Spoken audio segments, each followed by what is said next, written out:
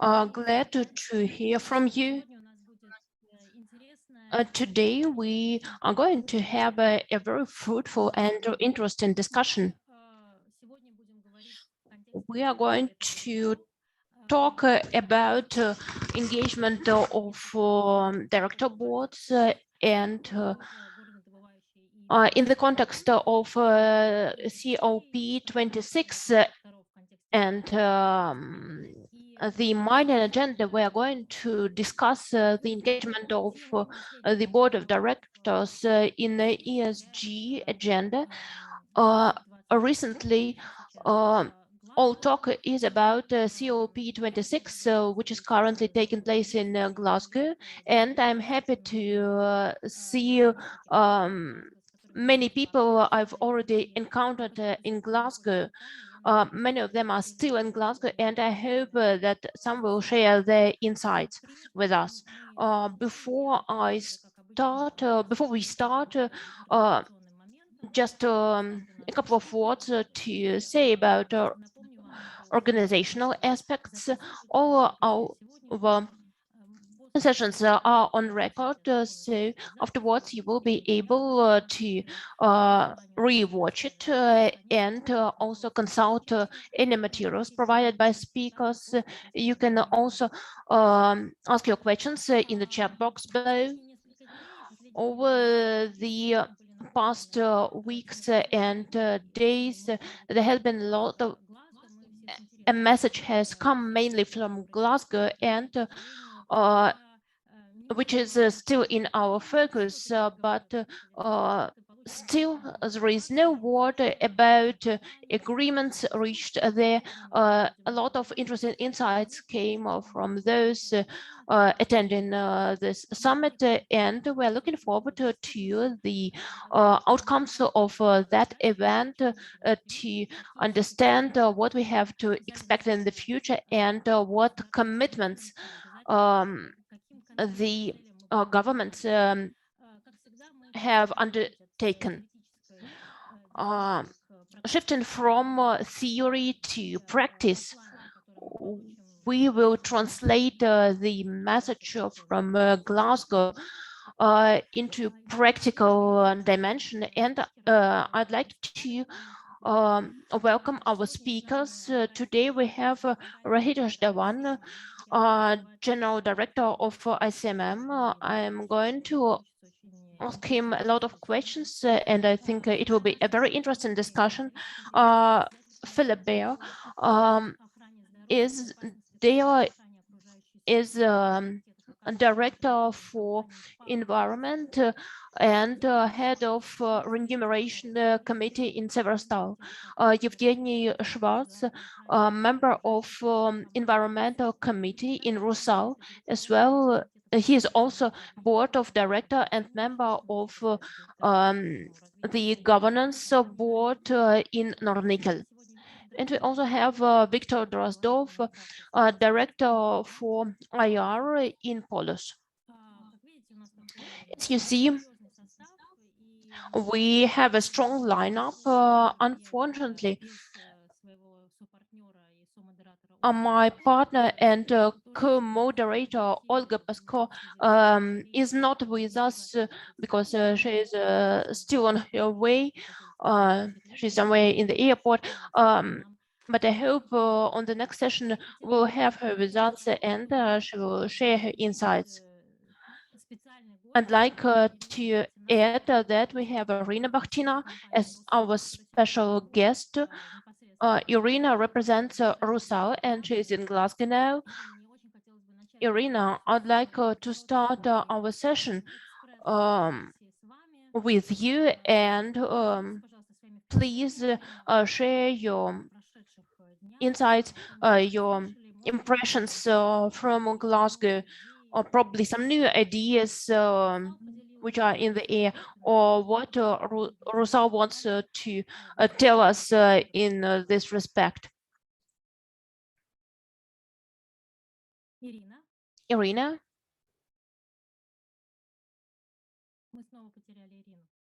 Oh, we've lost Irina again. Unfortunately, there are some disturbances,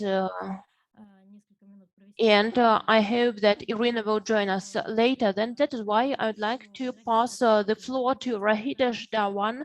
It is very interesting to know what you think about challenges the board of directors face in terms of the ESG agenda and corporate governance. I would like to know your opinion on that. Please, the floor is yours. Thank you very much, Elena, and good morning, everybody. I have just returned from Glasgow yesterday evening, and I want to share with you my two key insights from my time at Glasgow. And I should say that I've been attending these COP meetings since 2009. So this was COP26, but there's been 26 such meetings, and I've had, I don't know if it's a pleasure or pain of attending them for many, many years now. So the two key things I learned at COP26. Firstly, the reason it is called COP26 is because it actually stands for Competition of Patience. And the 26 stands for the 26 miles you have to walk between 2 points in Glasgow to get there. And Irina will tell us that, I'm sure. I'm only joking, of course, because it is a very logistically challenging event with 26,000 people from around the world gathering in the same place. But it is also a very important event for anybody who is looking at the impact of ESG and climate change on the companies on which you govern. But my second key takeaway, which is what I will spend the next 10 or 12 minutes talking about, is that over the years that I have been attending these COP meetings, the big change I have seen has been the role of business. Now, in the past, the business role was considered a side event.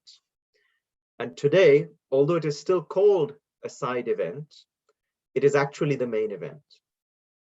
And so the implication for that, for all of us who are either managing companies in executive positions, or if we serve on the boards of companies, is to recognize that the pressure and expectation of companies on this issue of climate change is now much, much higher than it ever has been before.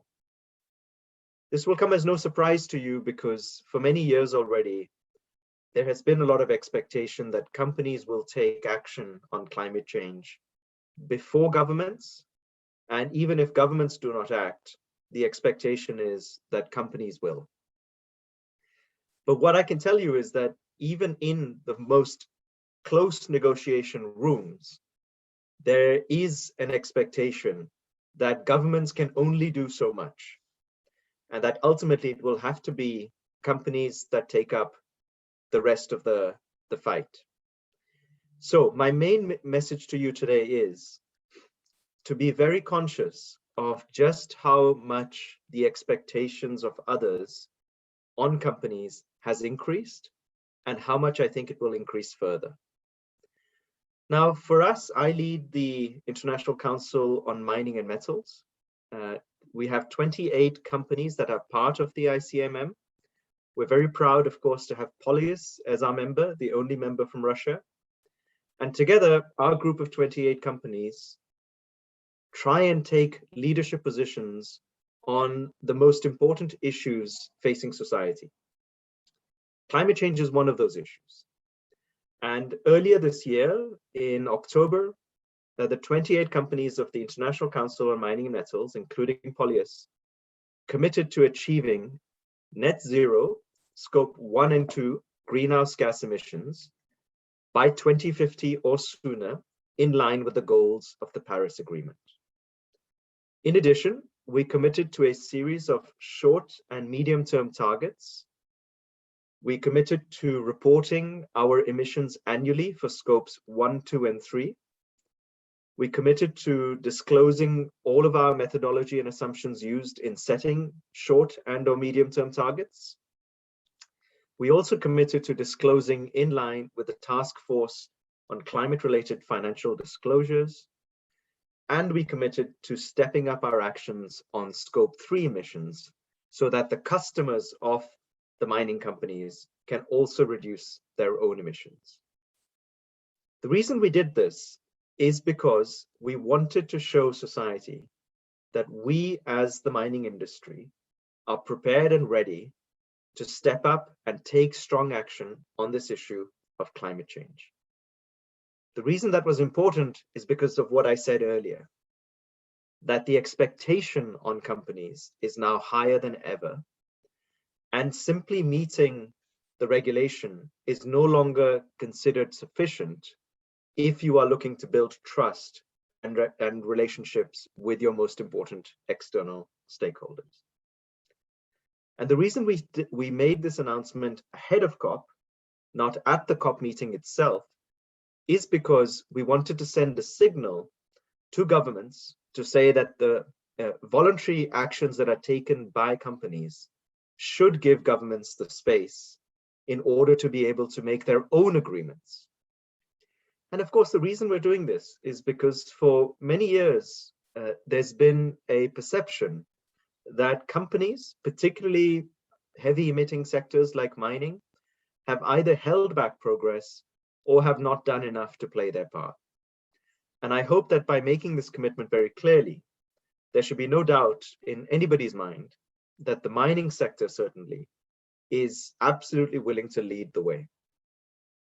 And many people are surprised when I tell them about this commitment, because as many of you from mining companies will know, reducing emissions is very challenging. Yes, we have made a lot of progress on what are called Scope 2 emissions. These are the emissions from the use of electricity. Many mines around the world run on 100% renewable energy, and many more will get there. But our challenge is on reducing Scope 1 emissions, because as you know, about 50% of the emissions from a typical mine site come from the use of diesel to power trucks. And currently, there are no technologies available to use electric or hydrogen trucks at the scale that we require in order to produce the metals and materials that we need. So our focus is going to be on solving that problem and working very closely with the manufacturers of original equipment to accelerate the deployment of zero emission vehicles across mining sites globally. For the last 3 years, we have been working with 19 manufacturers of vehicles and our 28 ICMM member companies, including Polyus, to accelerate the development of these vehicles. And we will continue to do so in the years to come. Additionally, for our companies that produce iron ore and metallurgical coal, it is essential that we accelerate our efforts on reducing emissions from steel making and from the production of aluminium, because those two sectors are very important sectors in the decarbonization efforts globally. Now, let me try and bring my comments to a close by saying two things. Firstly, the responsibility and expectation of you as members of the boards of many of these companies is quite a difficult one. Because on the one hand, of course, many people are expecting companies to make a board endorsed and sponsored commitment to decarbonization. That is where you have a very critical role to play. But what people are also expecting is that not only will a commitment be made, but action will be taken to deliver on that commitment, particularly in the short and medium term. Because of course, there is a concern that we may make all these commitments, but there may not be the action to get there. And I think the only thing that would be worse for a company to do, instead, if they didn't set a target, the only thing worse than not setting a target or a commitment would be to set a target and do nothing about it. So if I can offer one perspective to you, the most important thing right now is to make sure that any targets that are being set by companies have a very clear plan for how they will be achieved. Because I believe that companies will be very harshly criticized for targets without a plan. And that's why for us in making the commitment we did, it was very important that we show the action we will take in the short and medium term to achieve the 2050 target we have set for ourselves.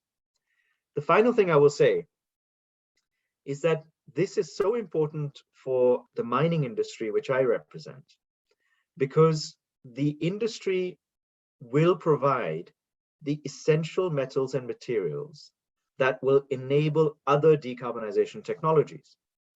I'm sure you know this, but when I was in COP talking to a lot of people about how an electric vehicle takes 6 times the metals of a petrol or diesel car, and an offshore wind farm uses 11 times the metals of a comparable gas-fired power station. So if in the future we are all going to be using renewable energy and driving electric cars, that means we are all going to need significantly greater amounts of metals and minerals. And in order for those metals and minerals to be accepted by society, for shareholders to reward companies who produce them, for civil society to support companies who produce them, reducing the emissions in the production of those metals and minerals is absolutely critical. Which is why for our sector, climate change is both the greatest risk facing the planet and arguably facing our sector, but it is also an enormous opportunity, because we have a role to play as the industry to supply the metals that go into the technologies that will make a net zero world possible. So Elena, I'll stop there and I look forward to your questions. Спасибо большое, очень такие амбициозные commitments. Thank you very much. Strong commitments you are talking about, and in this regard I'd like to ask, this is a very challenging issue. Everyone is clear that if you take a commitment, you need to stick to it and you need to deliver. This applies both to payment dividends and to communicating to the market. Market never forgives not a failure to deliver on a commitment, and I think for non-public companies or for minor companies who just start to go public, probably not delivering on commitments is not that apparent. However, now going to my question, sticking to message, Russian companies are very cautious about taking commitments, and one of the reasons is that you have to deliver on commitments and to set clear targets. Talking about the board of directors, what can you recommend to the Russian boards in advancing towards more commitments? What are the main challenges in taking commitments and setting goals? What can you advise on that? And a very good question. My advice would be very simple. Under promise and over deliver. Because right now there is over promise and under deliver. And you will be rewarded much more for making a commitment or a goal that may not sound very big, but one that you exceed, as opposed to a very big sounding commitment which you don't deliver. So quite simply, as boards, I would be questioning the management team about any targets they're putting in front of you on this issue of climate, like you might do on dividends or other issues too, about whether we are over promising or not, because it is better to under promise and over deliver. That would be my first perspective. Elena, my second advice would be to have a goal that is before 2030 at least. If you're going to set a goal that is only 2050, people will not accept that or see it as very credible. It's fine if you want a 2030 goal, that's okay. Sorry, a 2050 goal, that's fine. But with it, there must also be a goal for 2030 or sooner. Спасибо большое. На самом деле, это часть моего второго вопроса. Thank you very much. And you partially responded to the second question. I wanted to ask you the second question related to short-term and medium-term commitments. What is medium-term? Is it 2050, 2060? First, you conceive 2050 as something far away, but it is near. And talking about short-term and medium-term, how can you comment on that? You know, the mining industry is very strange because we are used to working with 20, 30, 40-year life of mine plans. So for us, what is medium term for others is very, very, very long term. But in the case of target setting, I would say short term is anything between now and 2030. So in the next 5 to 10 years. Medium term is anything between 2030 and 2040. And long term is anything beyond 2040. Now, if any companies decide to go down the path of setting a target that is aligned with the science-based initiative or with other target setting methodologies, they will receive guidance on how to set their targets based on different years. So there is material and information available, but broadly, I would say short is 5 to 10 years, medium 10 to 20 years, long term 20 years plus. Да, спасибо большое, отлично. Thank you very much, an excellent answer. Now we have Irina with us, and I'm curious to know what she will tell us. Hi, Elena. I switched off my video due to poor internet connection, but I'm still happy that I joined you. Just a couple of short questions. Irina is a sustainability director in Rusal. She's in Glasgow now, and she is attending very interesting discussions there. And I'd like to ask her to share her insights about this summit in Glasgow. First, what Rusal told general public in Glasgow, and second, what are Glasgow outcomes for you personally and for Rusal? I'd like to agree with the previous speaker. COP26 is different from the previous sessions because this time we are very practical, and we discuss specifically plans. Many Russian companies talk in detail on how to become carbon neutral by 2030. It's weird to know that companies who deliver final products to consumers set their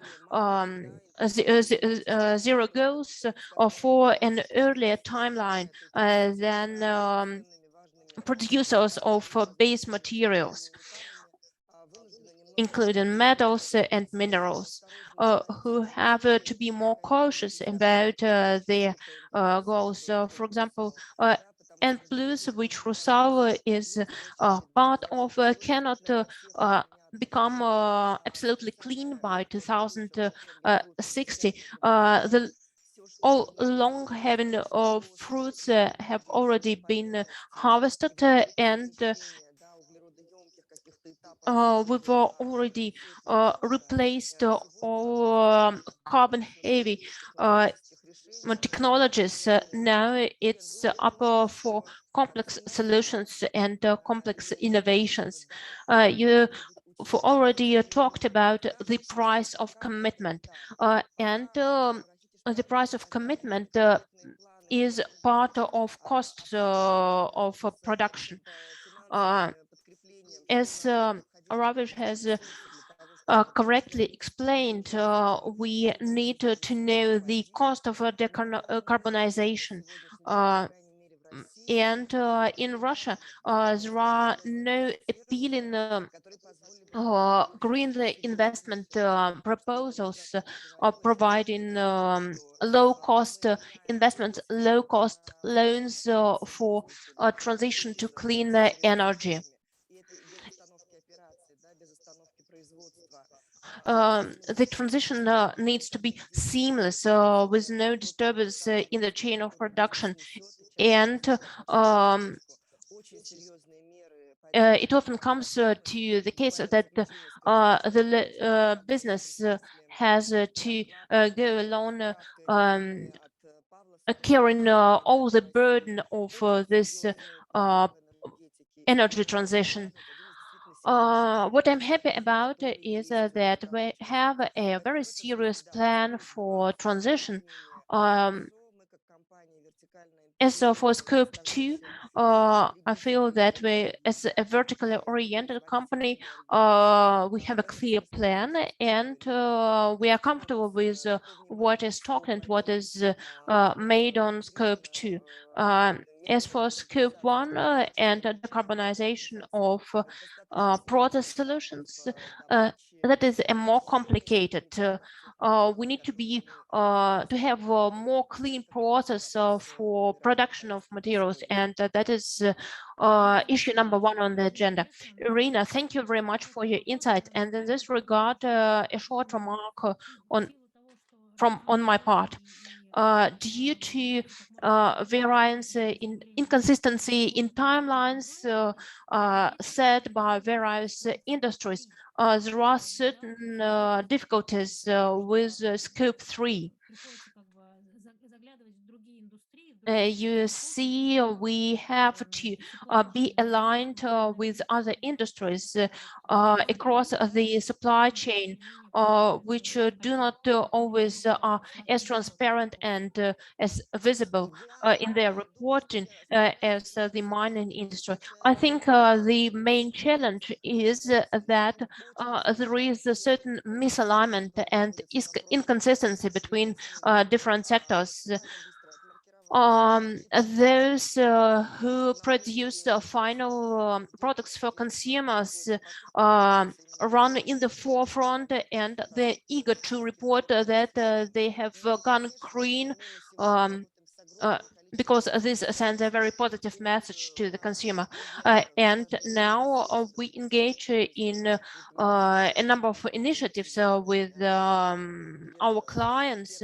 For example, with those who use aluminium for package and those who use aluminium package for their goods like cans and other things. We're very cautious about giving promises. Every time we take a commitment, we feel responsible for what we're promising. And we fall out of focus when we try to chase those who are eager to go clean as soon as possible. Thank you very much for your insights. And now I pass the floor to Philip Dare, Independent Director and Board Member in Severstal, Remuneration Committee Member in Severstal. Philip, what is your opinion about the first 2 ideas? First, COP26, and second, your corporate position and board engagement in the ESG and climate change. Right. Well, good morning, and thank you for your questions. Well, your questions about what is our position about COP26 is that we are looking forward to seeing some dramatic sort of breakthroughs there. There's been any number of discussions over the years about this, and we see some progress on some areas like deforestation and coal, but we do need a sort of a broader range of acceptance of targets and commitment. So I hope at the end of this COP26 that we will actually see that, because society as a whole is looking for that and expects attention. With respect to what Severstal does, I mean, in part, I'm going to answer that with the presentation, which I'm just about to sort of give you. But we do take decarbonisation very seriously. It is something which is at the heart of Severstal's approach. And you can see that in things that we do. In the committee that I chair, we spend most of our time talking about environmental issues. We've recruited any number of senior executives to help us with decarbonisation. And you know how allergic all corporates are to increasing overheads. So the fact that we're doing that, I think, is significant. And the other thing which we're doing is that we're spending money on getting external assurance on the data that we publish on this. So we've set targets, we set short-term targets to achieve by 2023, and we're making good progress on that. And as I will tell you a little bit later on, we've set a medium-term target for 2030.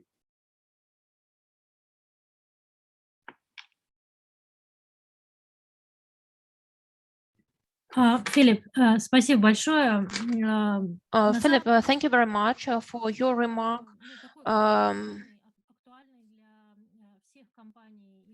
I think that this question is urgent for all companies across the sector, and I'd like to ask you to talk more about the past, about board performance on climate change over the past year. Probably other directors, other boards could learn something from your experience, or probably you could talk about any particular challenges you as a chairman of the committee face.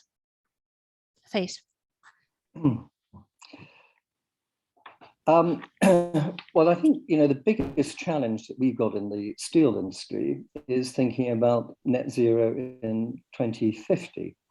The problem is that with current technology for steel manufacturing, we can't see an answer to that. There's a lot of discussion about the use of hydrogen, but the manufacture of hydrogen, the process of electrolysis to produce hydrogen, in itself produces huge amounts of carbon dioxide. So I think, what have we been doing in the last 12 months? We've been sort of monitoring our early targets that we put forward for decarbonisation. We've been thinking about, and we've announced in 2021 what our decarbonisation target was for 2030. And we continue to scratch our heads to think about what we ought to be doing about 2050.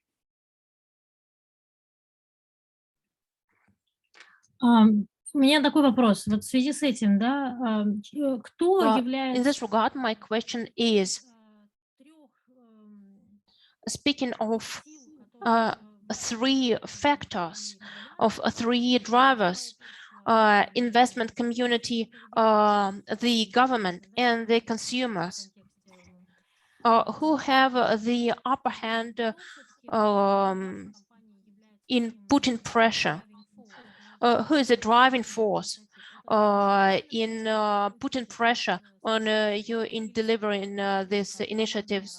Is it a board of who is pushing the board of director to go green? I know that everyone is challenged by energy transition, and there is no way out.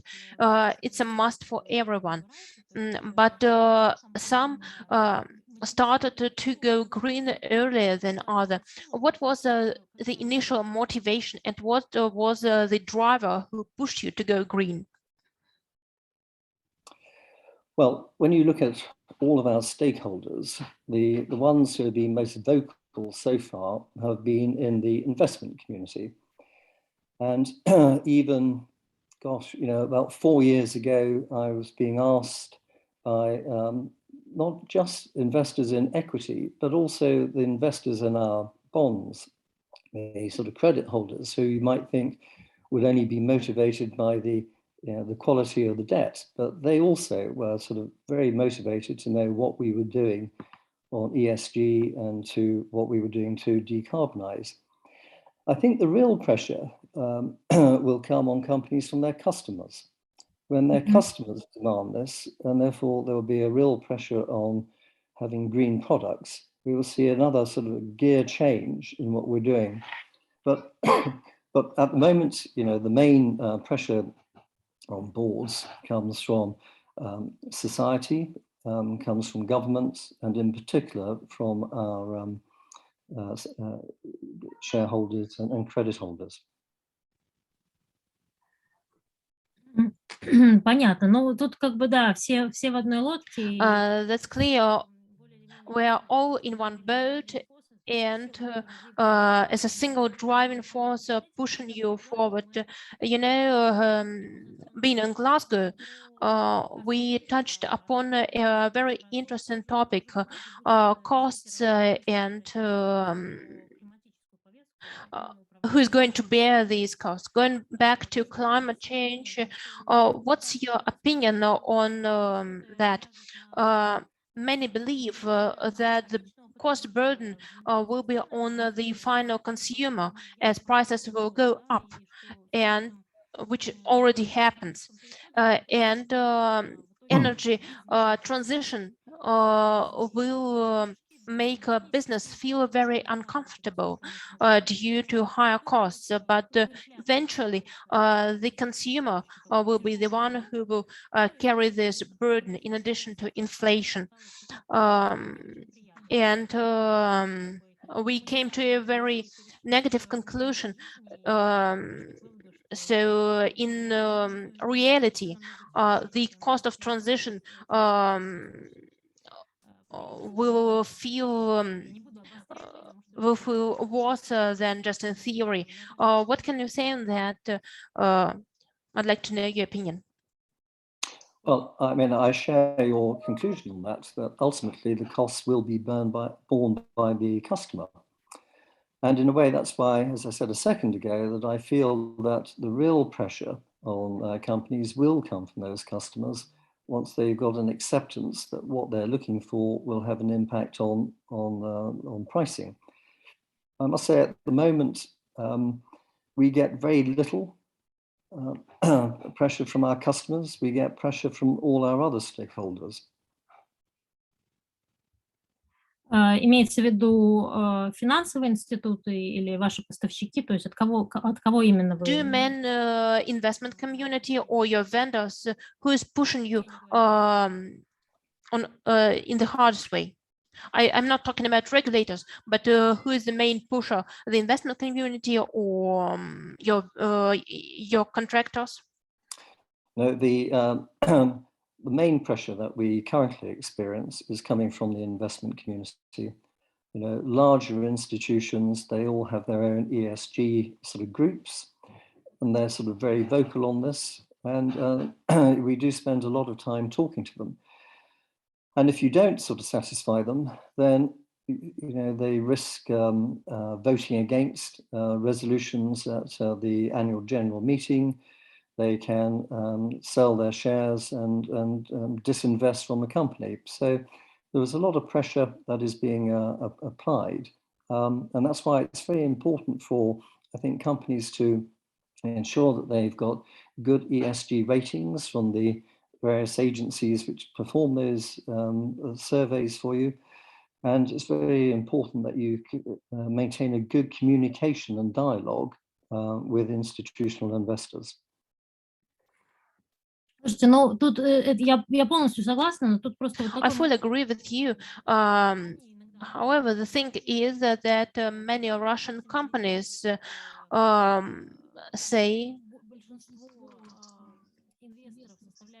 that free float investors are not ESG driven. And the majority of dividend recipients, we are talking about ESG, but still it's kind of a greenwashing. But we're not really serious about this. It's more of a PR. It's more of the image and form of parity, being equal with our peers. But it's still no, we do not walk our talk. Indeed, do you feel now that your investors are going ESG conscious and they look both and they want the company to walk their talk and to see the actual achievements upon their targets. They want to see what the company delivers. Probably you see that investors react, investors respond on ESG performance, not just on ratings. Yep. I think when you're talking about investors, larger institutions, they will have the fund manager who's the expert on the sector and who will be looking for capital growth, be looking for dividends, and be carrying out a fundamental financial analysis of the company. And that is why they will make investment decisions to invest in the company. But they also have their ESG departments. Either they have their own, or they sort of rely on larger institutions and follow the sort of guidance that they give. But the ESG parts of institutional investors, they're the ones who decide how to vote at AGMs. They're the one who decide whether or not you can hold an investment. So you've got to be careful about which part of an institution you're talking to understand what the motivation of that particular person is. You know, at Severstel, and indeed all companies, you have lots of interaction with institutions, and you see the combination of those two sides, those who are looking at the fundamental financial imperatives of an investment decision, but also, and even certainly more frequently now, you have got an ESG component. But that ESG component is quite powerful in making the decisions whether or not to invest or hold a particular equity, and very powerful in deciding what the recommendation is for voting on the various resolutions that a company will put forward at its AGMs.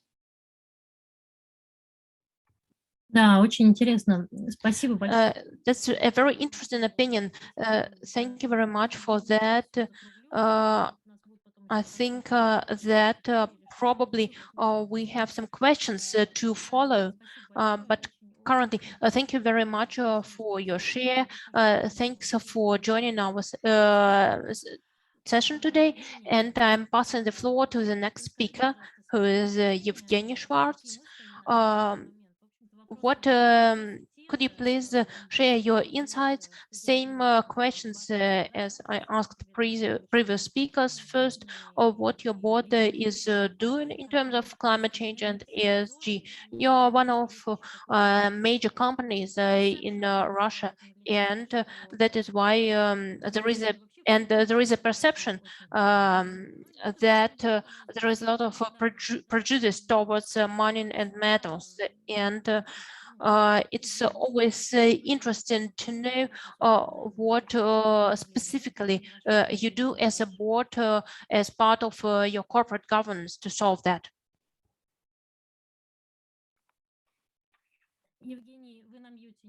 Evgeny, you are on mute.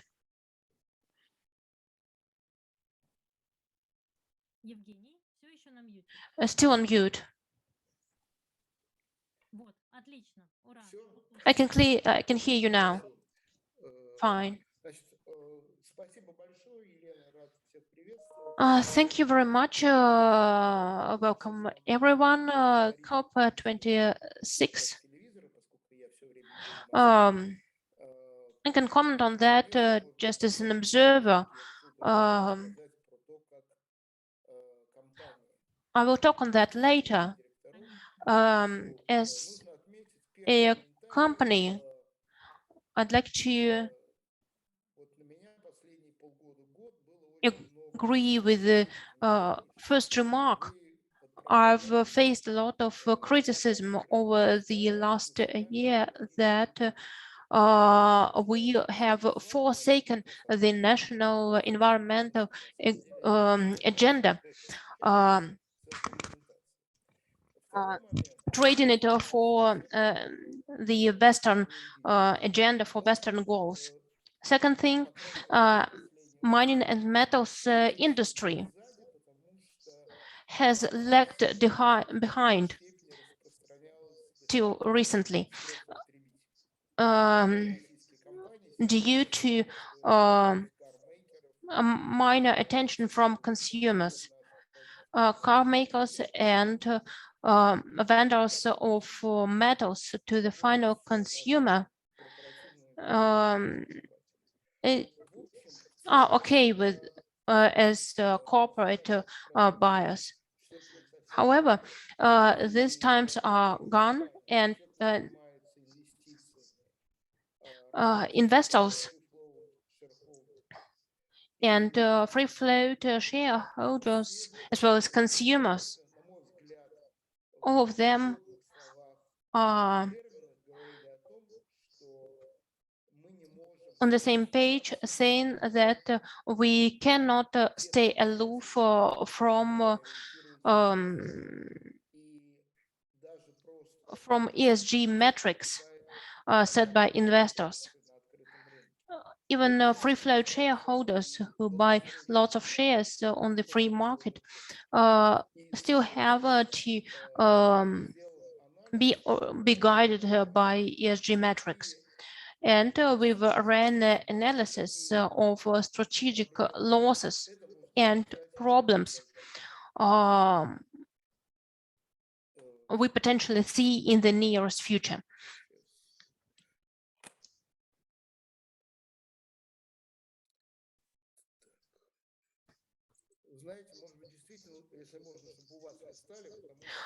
Look,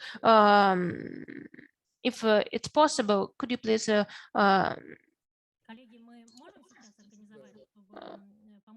could you please control the presentation? Take control. I'm sorry. I'm switching to the next slide now. I'm jumping to the next slide. Could you please jump from one side to the other? I'm in poor control of the presentation due to some technical problems.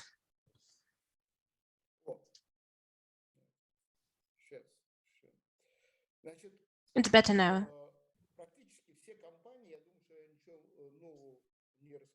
I don't think it will be a surprise for you.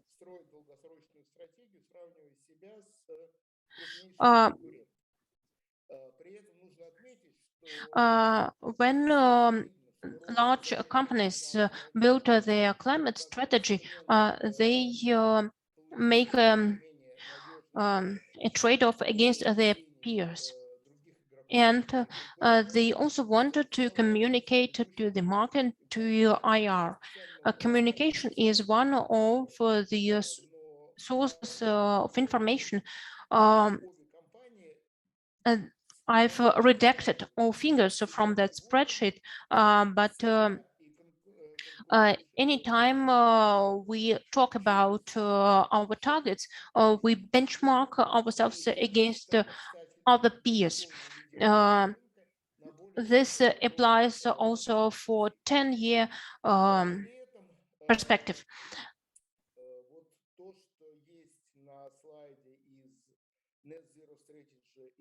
Talking of net zero strategy of N+ and Rusal,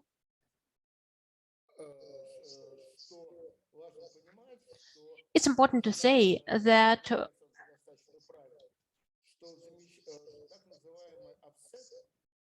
the so-called offset, which means carbon disposal, follows net zero efforts made by the company. And one of the advantages, one of the benefits for Rusal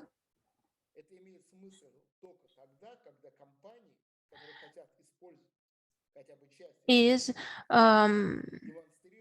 we need to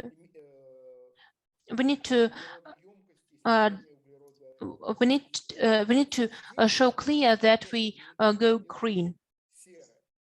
Do you see the gray part of the column? That is the target. That is what we want to have. When the company reduces carbon intensity, it can start to think about any reduction. Next slide, please.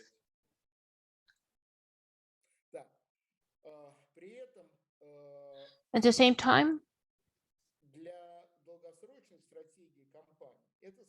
the long-term strategy is quite challenged by environmental goals. In particular, this May, we started to think to demerge our higher carbon assets and create two companies.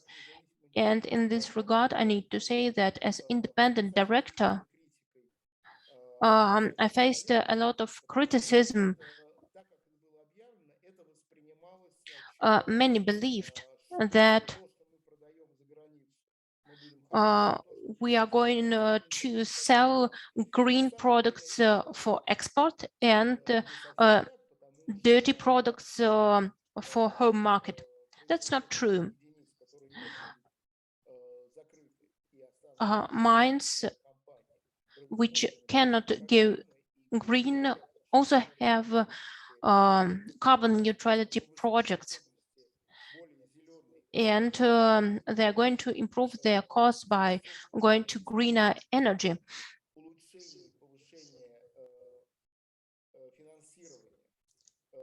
We are also doing some plans for them by improving the environmental profile in order to get investments. But still, it's a challenge, and this requires dialogue between shareholders and both a free float and institutional, and regulators as well as other stakeholders. Next slide, please.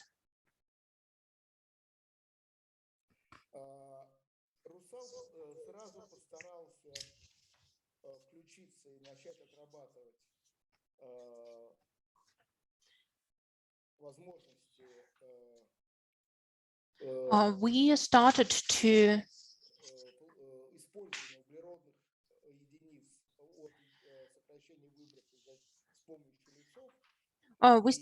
to reduce our carbon footprint planting forests, and we got a very positive acclaim from Russia's forestry agency. However, as an independent director, I have a number of questions to that method.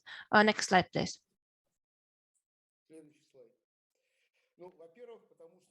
First,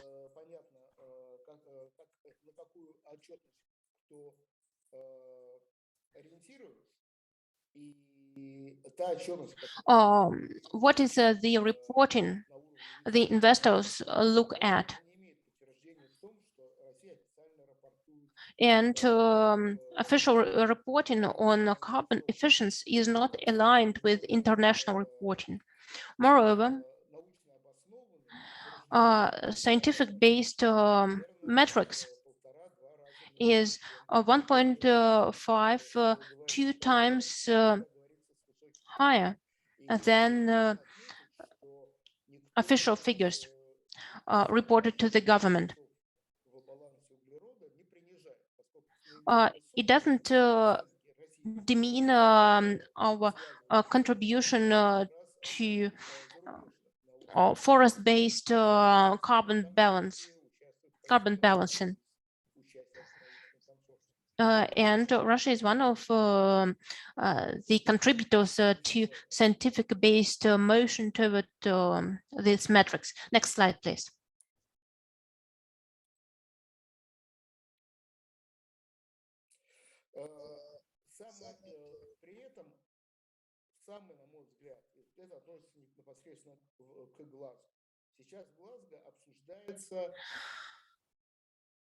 Returning to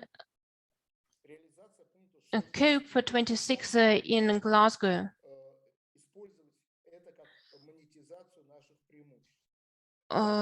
forests can give us a benefit to draw more investments, and EU is very important for us as an investor. I think this initiative should be the basis of negotiations.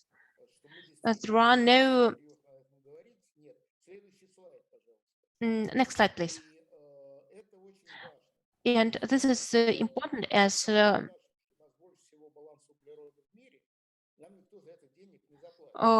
are not going... Let's consider Canada's case. Forests portion in national carbon balance is even lower than in Russia. And probably in case of Sibanye, it will be easier for them to capitalize their costs.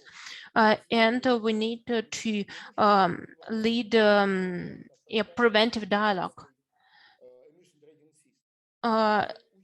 Chinese emission rating takes into account their forests in the carbon balance. And I don't understand how we cannot do the same thing. I do not quite understand why we want Chinese to pay some penalty payments. Next slide, please. Instead of recognizing their rating. Next slide. Over the first half of 2021, Norilsk Nickel has adopted a new environmental strategy, which is based off international reporting standards. And half of this reporting standards provides for voluntary reporting. These standards help to understand where we are now and where we're heading to. Next slide, please.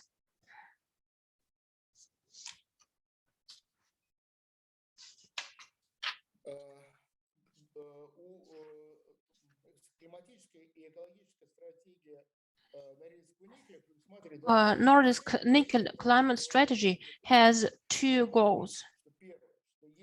Has 21 goals. Our priority is 3 climate change related goals. First is to outline GHG emissions and reduce them to 10 million tons CO2 by 2030. Second goal is maintaining a position in the first quartile of the global nickel industry in terms of specific carbon dioxide emissions. And in this context, it is important to take into account that 5 goals out of 21 relate to the company's participation in governmental and non-governmental standards, which are TCFD, ICMM standards, IRMA. It is in red just because it is the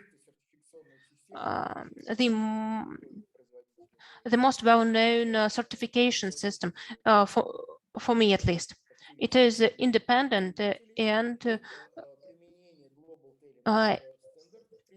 it is in demand by consumers, and the implementation of global tailing standard principles as well as responsible minerals initiative. I think that such an approach based on 3 steps is a very correct prerequisite for achieving our KPIs for the strategy. Next slide, please. Next slide.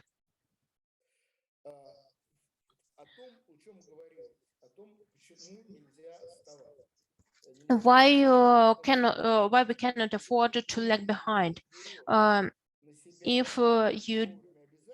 If commitments are not taken on time, they will be not enough space and time then to deliver when you take these commitments belatedly. And I'm proud to say that 3 days ago, Norilsk Nickel's board approved a contract to build the first Arctic icebreaker with LNG equipment, which will comply with the new IMO's Marine Environment Protection Committee rules.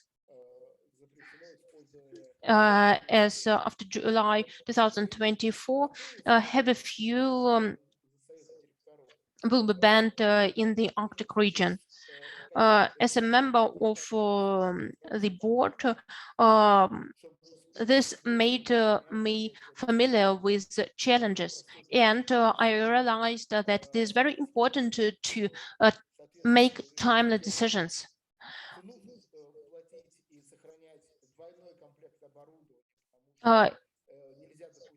After this ban in Arctic, the boats will have to have 2 sets of equipment on board, and there is a risk of running out of LNG. This makes clear what we need to do. What we need to do as the Russian shipping industry to comply with IMO's requirements by 2024. Next slide, please.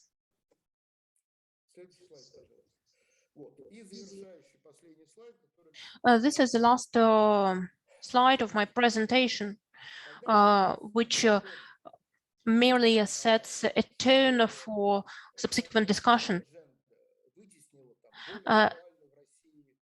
Climate agenda is presumed to replace environmental discourse in Russia, which I believe is a false statement. It's silly to think that we have to ignore the problems set by a climate agenda. The world is going global, and that is why responsible investors and ESG ratings require that we take responsibility and take commitments. That is why climate change related requirements are universal, and as a company, we need to stick to them. In 2013, European companies started to make carbon payments, and it became clear that in 10 years the world will be different. We have 10 years only to change the game. In 10 years, only the strongest players we have the capacity to change and to embrace new technologies in line with the changed world. As we discussed standards with Olga Rodionova from the public regulator, she said that there is no sufficient environmental reporting as part of financial statements. The rules of environmental reporting are not clear. In this context, I'd like to make clear what is the goodwill, and what is the price of goodwill, and what is the price of non-financial reporting. If a company is accused of any frauds in reporting, both financial and non-financial, I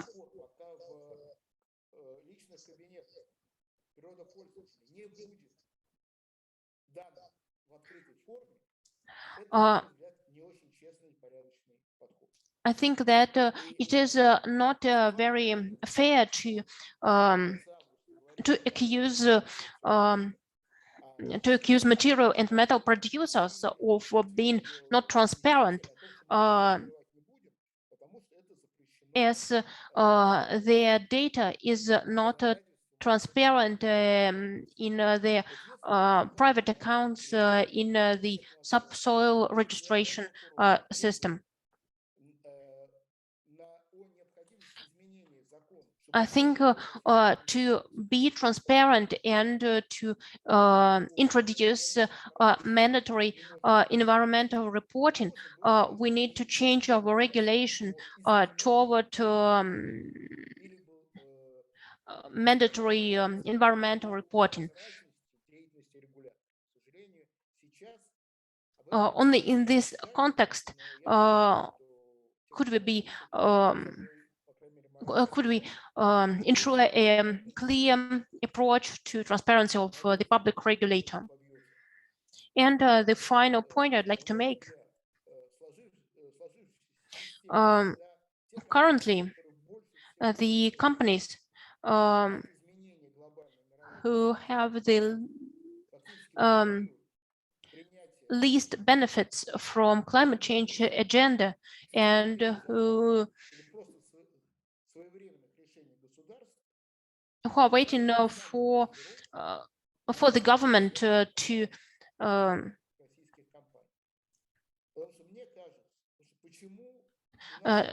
do something. I think they're not fair. The Russian Union on Industrialists and Entrepreneurs was opposed to environmental reporting.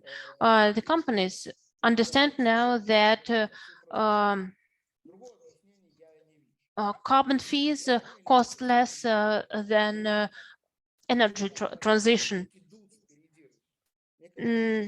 I'm clear about their motivation is clear, and I think that we need some new business incentives. We need to set the tone in the business community to encourage other companies to go green as well, and together with and plus, I think we can create a Zero 2050 group or association uniting companies who are ready to take commitments and to go green.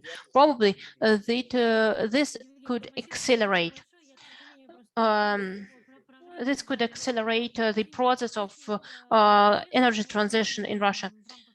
That's very interesting. Thank you very much for your opinion. And next year, I think we'll invite representatives of the governmental regulators. They will have a lot to tell us. It might be a round table, kind of a friendly, informal discussion. Probably everyone will have something to learn from that. Evgeny, did you want to comment on that? We'll have Q&A session afterward. Any comments? Just press unmute. We can still hear you.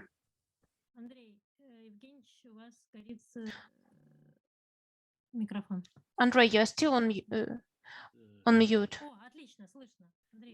We can hear you now. I just wanted to say that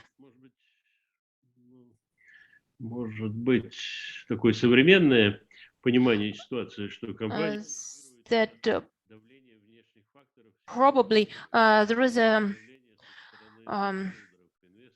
prejudice that the companies are ready to move only after pressed by a regulator or the investment community. It's wrong. It's not true.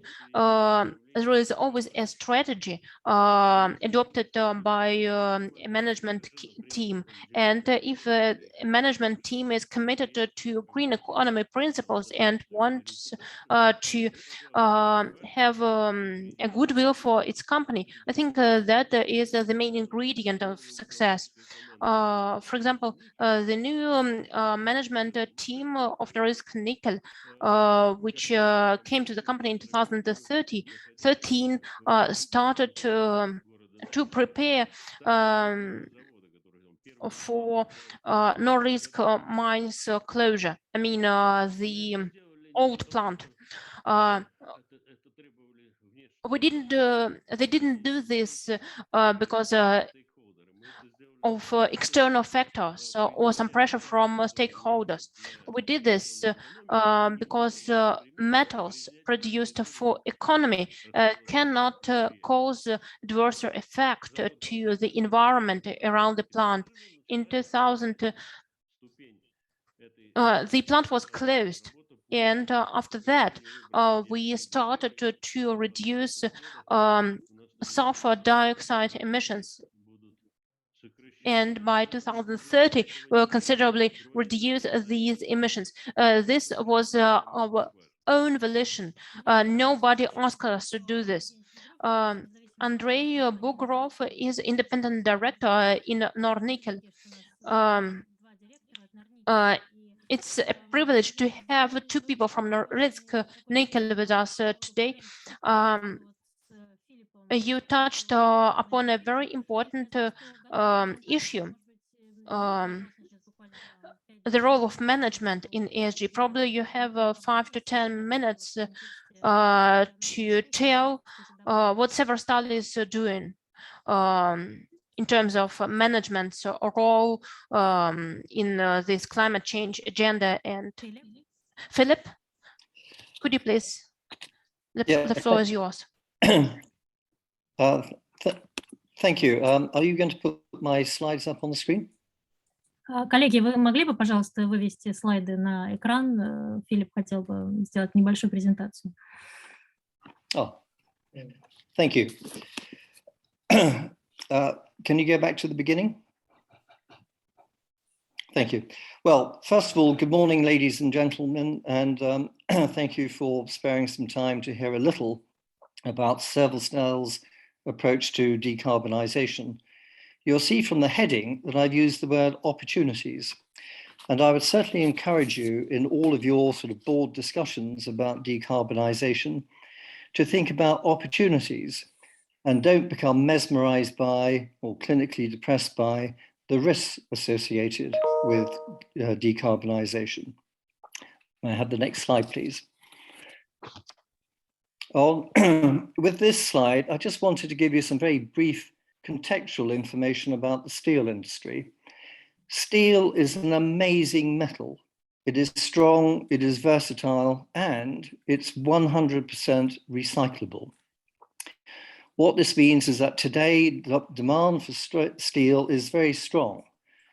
This is in part because many governments are investing in infrastructure projects to help stimulate their economies after the damage caused by the COVID pandemic.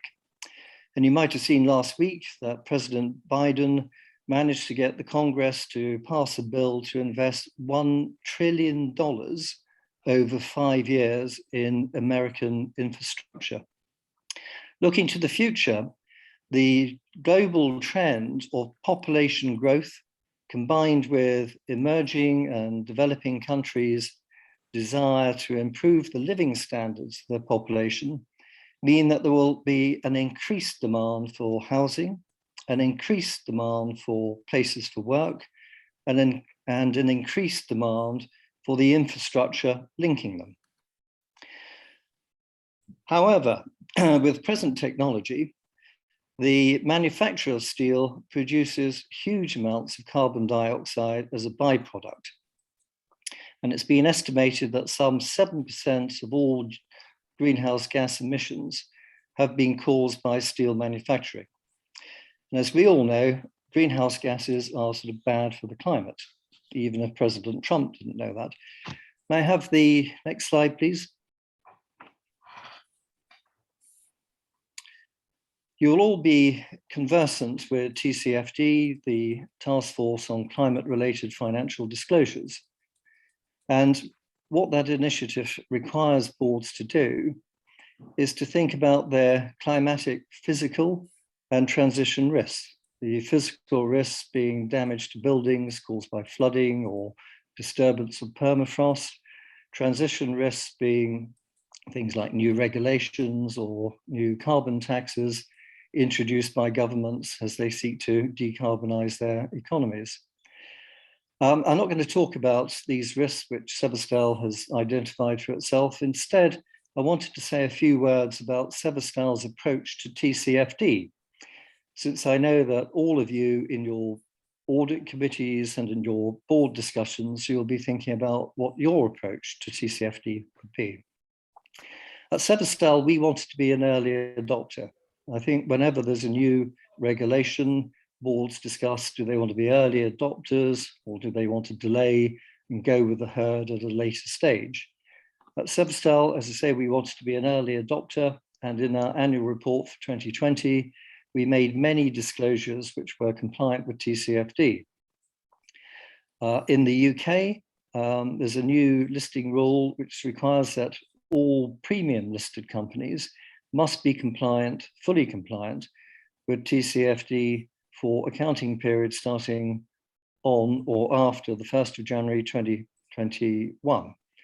So what this means is that in the reporting season in 2022 for reports or results for 2021, we'll see a large number of fully compliant companies, and Severstal expects to be with them, even though we are not a fully, we haven't got a premium listing, and we are not obliged to honor that particular timetable.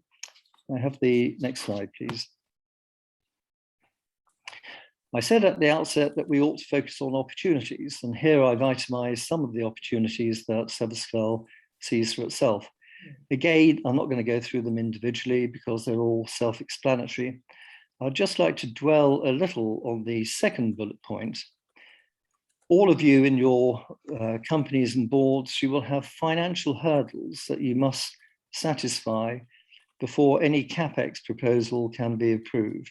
At Severstal, we have not only those financial imperatives, but we also look at the environmental impact of our CapEx. So one of the most significant things that we have done recently has been to refurbish our blast furnace number 3. And I'm happy to say that following conclusion of that refurbishment program, the intensity of our atmospheric emissions has been reduced by over 50% compared with our other blast furnaces numbers 1 and 2. Now the next slide, please.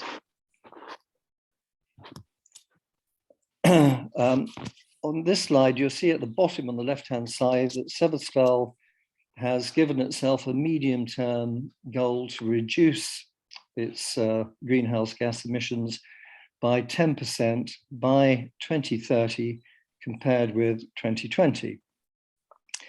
And I'd just like to give you a little bit of background into the board discussion leading up to that decision. The first thing is when you're setting a target is to make sure that you've got reliable information about your base year. And when we were looking at this, we saw that there were various methodologies for calculating the carbon dioxide that's produced through steel manufacturing. So we decided to adopt the methodology which has been developed by the World Steel Association. The World Steel Association has reviewed over 50 companies that manufacture steel using blast furnaces as the method to do that. And they have calculated that the carbon dioxide intensity is some 2.2 tons per ton of steel. So that's 2.2 tons of carbon dioxide for each ton of liquid steel that's manufactured. At Severstal, our carbon dioxide intensity was just over 2 tons. And so that put us in the top quartile. So against the background that we were already in the top quartile, we needed to think about a target for 2030. And as you will have seen, we selected a target of 10%. Now you might wonder, did we choose 10% because it was a round figure? Maybe you think that we were like poker players, that we saw other companies come up with targets of 8% and we'd see their 8% and raise them to 10. Well, the answer is no. What we were doing is a point which Rohitesh made much earlier on, is that we wanted to set a target which was backed by investment projects and was capable of being delivered by known existing technology. So we weren't setting a target that was aspirational and that we hoped that by the time we got towards 2030, there would be new technologies that would enable us to deliver it. As I say, we wanted something that we could deliver through existing technologies. The other thing I would say about Severstal when it issues targets is it does revisit them. So for argument's sake, we did issue a target to reduce our atmospheric emissions by some 7%, but then subsequently we revised that up to 13% when we saw that we could improve upon those targets. May I have the next slide, please? What's interesting about this slide, well, at least I hope you find it's interesting, is that, as you would expect, Severstal has its own team working on product innovation and working on how to mitigate the impact on the environment through steel manufacturing. But we're also prepared to work with third-party companies. A few years ago, we set up Severstal Ventures, which in effect is a venture capital fund. And the idea of that is to mobilize Severstal's financial strength behind entrepreneurs and smaller businesses to act as an accelerator for metallurgical innovation. We also collaborate with other companies on their sort of green projects. And on the right-hand side of this slide, you'll see some of the companies that we are collaborating with and the nature of those products. The next slide, please. And this is my final slide. And here I've just listed a few points to help accelerate the steel industry towards decarbonization. The only one which I would specifically draw to your attention is the third point, because again, it enables me to remind you that steel is 100% recyclable. Well, I hope that quick presentation has given you an insight into the challenges that the steel industry faces as it moves towards decarbonization. And I hope that our insights on how the board of Severstal has approached CapEx, looking at the environment, our approach to TCFD, how we go about setting targets, and how we also want to see external validation of any of the data that we do produce for targets. I hope those points will help you in your discussions as you look at many of those points yourselves. So thank you very much for your attention. Филипп, спасибо большое, очень интересно и очень отрадно по поводу действительно Severstal Ventures. Я знаю, что они очень... Philip, thank you very much. It was very useful to know about Severstal Venture, and I think that technological initiatives discern appraisal, and it will be very interesting how you integrate new innovations. It's a very positive, it's a very appealing thing that you launch your own initiatives and venture projects to produce, to develop new initiatives, new innovative technologies, and it will be interesting to know what the results will be. Now I pass the floor to our final speaker, Victor Drozdov, Director for Investor Relations in Polus, and I'm asking you same questions as I asked previous speakers. So first, it's interesting to know what Polus does in regard of climate change risks, and it's also interesting to know about communication between top management and the board of directors on that subject. Probably some synergy you would like to share on. To start with, hear me well? Пропадает звук, к сожалению. Сейчас вообще не слышно. А сейчас слышно. Но это не связано с мьютом, это именно микрофон. Yeah.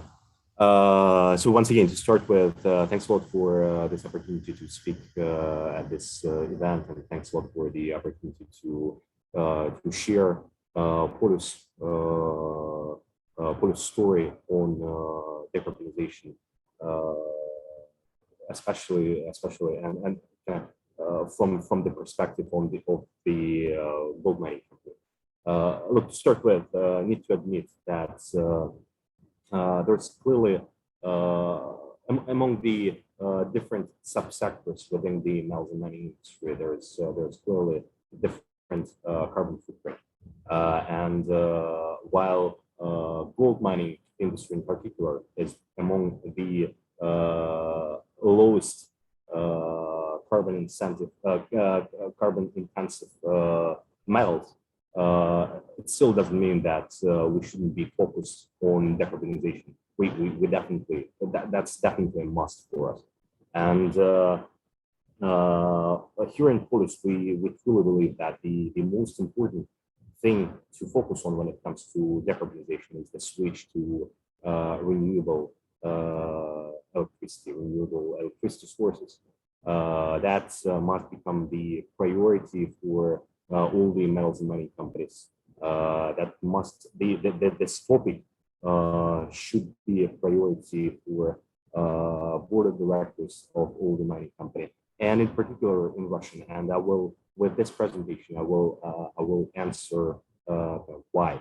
So could you please go to the next page of the presentation? And I'm really sorry that that's not a fancy presentation here, but it's not about visual content, it's more about the content itself. Yeah. Can we go to the next slide, please? Yeah.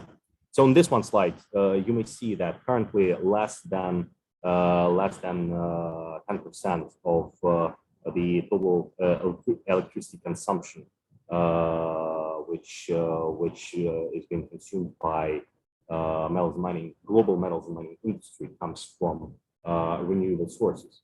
And by the way, this proportion hasn't changed that much over the course of last like 50 years. The good thing, on the other hand, is that at the same time, the renewable energy becomes more and more available to the market in various regions of the world. But we should probably go to the next page, where we can take a look on how situation is in Russia. So let's look at Russia. That's on the second page. On the other page, the next one. Yeah. So despite huge availability of fossil fuel resources, given the fact that Russia is the largest country by area, it also has enormous renewable energy potential, and this clearly includes considerable solar, wind, and geothermal energy potential. But it is clearly dominated. The structure of renewable energy is clearly dominated by hydrogen, and that's Russia is currently the 6th largest hydropower generator. But what is more important, the country is currently ranked second globally in terms of undeveloped HPP resources, and for that reason, with only like approximately 20% of its estimated potential being currently well developed. So for that reason, the national priority should lie in the field of making those resources accessible. Yeah, I would probably here agree with what Philip mentioned earlier, that there is one factor which might result in more kind of proactive approach by the board of directors is, by the end of the day, the energy transmission, the energy transition is effectively transition to a more energy efficient economy. And it's not in everybody's DNA, as Andrei mentioned. From time to time, when it comes to some sort of managerial decision or the decision on the board level, there might be another factor being used to incentivize the company to focus more on both decarbonization and kind of switch to renewable energy. And this factor is money. And it's look, we just need to admit that in around like from 2 to 5 years from now, there will be no more plain vanilla Eurobonds on the market. Most of those Eurobonds will just become SLB structure, which is sustainability linked bonds. So for that reason, the switch to renewables, the decarbonization trend will help all the companies to survive in this world, will help them to make sure that they have access to cheaper finance. Yeah, so that's the thing. Yeah, look, and if we go to the next page of this presentation, Polish is really proud with the fact that we already made the practical contribution to accessing those renewable resources. So starting this year, we cover like 100% of our electricity demand is covered by renewable sources. Most of it comes from hydropower, and so effectively we are the first gold major globally to come up with 100% of electricity demand being covered by renewable sources. More than 90% of it is being covered by hydropower. The small percentage, so the small share, still we decided to cover it with the energy certificate, and for that reason, we are really focused and looking after the developments on that front, and we clearly believe that that the establishment of mandatory and voluntarily carbon markets is extremely important for the metals mining industry. And yes, it's not only about the establishment per se; it's also about the regulation of those markets. Yeah. So with this switch to 100% renewables, we estimate that the consumption of coal will be reduced by 40% already this year compared to the previous one, and it will further help us to reduce our carbon footprint by approximately 25% on year-on-year basis. Yeah, and of course, it's easier to say than to say. It's easier to say than to do. And if we go to the next page, which is probably the fastest within this presentation. Sorry for that once again. So we've started this process a long time ago. That was more than 5 years ago when we started constructing those power grids to make sure that we can link our operations to federal grid, and so we've spent roughly $300 million to do that. The good thing is that those projects been a great example of the cooperation between private corporation and the government for the benefit of all the stakeholders. It's with the development of those power grids in those regions, we are effectively stimulating the access to cheaper and greener electricity for all the communities there. And Yeah, so that's effectively what we've already done. But what's the next step? And that's on page 6 of this presentation. Yeah.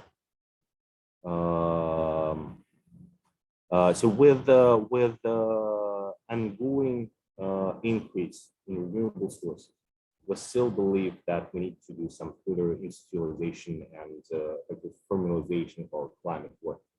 I wouldn't say that with us moving to renewable sources, we effectively reaped the low-hanging fruits. It's the amount of work being done clearly shows that was not an easy work. But still, so the next step for us is the development of climate strategy, which we're currently focused on. Of course, as a fellow ICMM member, we've followed all the other ICMM members and committed to reaching net zero by 2050. But here, I would probably echo what Rahidesh mentioned at the very beginning of this panel discussion. I'd say that, of course, the long-term targets are extremely important. But today we witness some sort of growing number of questions coming from investors and all the other stakeholders on short and mid-term targets. And by the end of the day, we need to admit that, and it specifically applies to gold mining industry with quite a short life of mine. Is the average life of mine for a gold mining company is around 7 years. So for that reason, with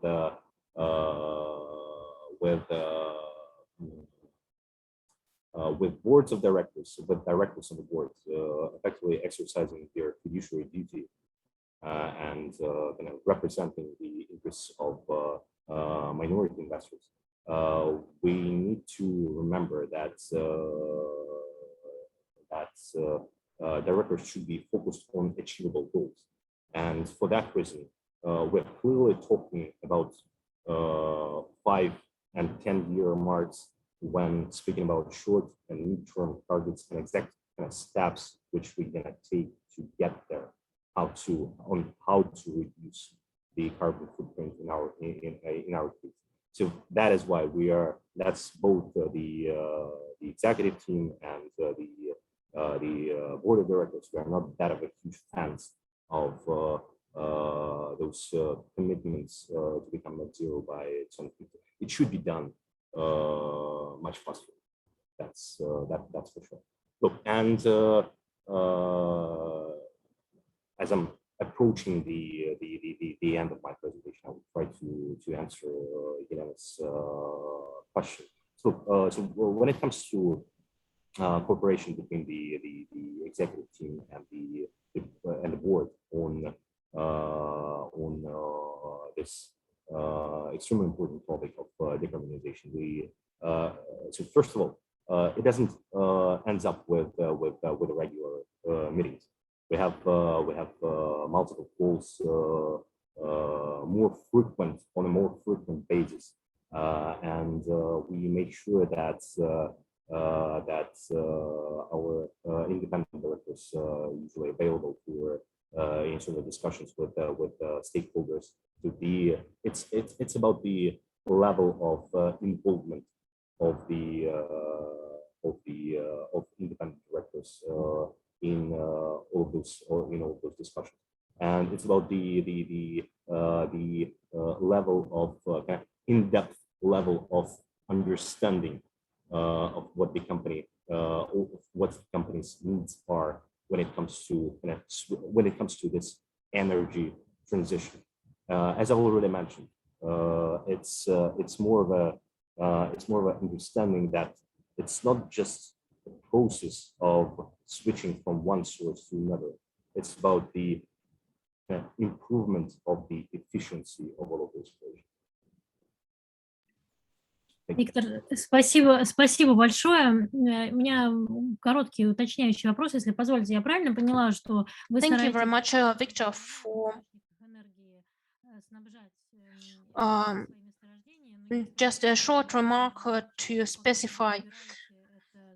Does it mean that the part of energy which Those are fully covered with renewable energy sources, and as I've already mentioned, like slightly more than 90% is being provided from HPPs, and less than 10% is being covered with IREC certificates. Это впечатляющая цифра, на самом деле. Я, может быть, так, не так, конечно, пристально смотрю за золотодобывающей индустрией. It is very impressive. I'm not quite focused on gold mining. However, I'm very impressed. I think that's good for investors to hear. Можно говорить о лидирующей позиции в этом контексте. Коллеги, прежде чем я с вами попрощаюсь, я... Before I say goodbye to you, a number of organizational remarks. We are active in Russia a bit more than 1 year, and I'm very grateful to our partners in Russia. We are part of the World Economic Forum. Our general partner is Sber. Our strategic partner is Polus. Our intellectual partner is Deloitte. Our legal partner is Piper. We also work with Hilton Strategies. Our analytical partner is Zerica. The receiving party in Russia is Skolkovo School. Our institutional partner is LSE. Our security partner is Marsh. We also, our partners are Korn Ferry, Horizon,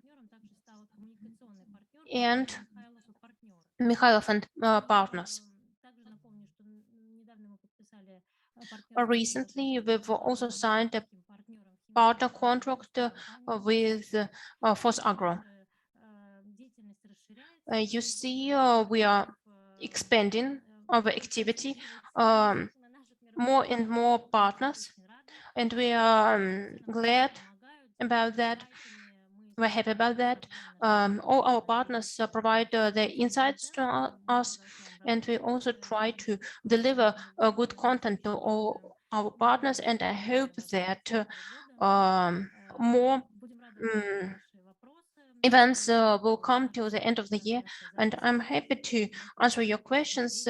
The session was on record, and you'll be able to see it on our website. Thank you very much for discussion. It was very interesting for me, at least, to participate. Thanks very much to our speakers. We covered a very broad scope of issues. Thank you very much, and bye. Have a good day, and bye. Have a good weekend. Bye.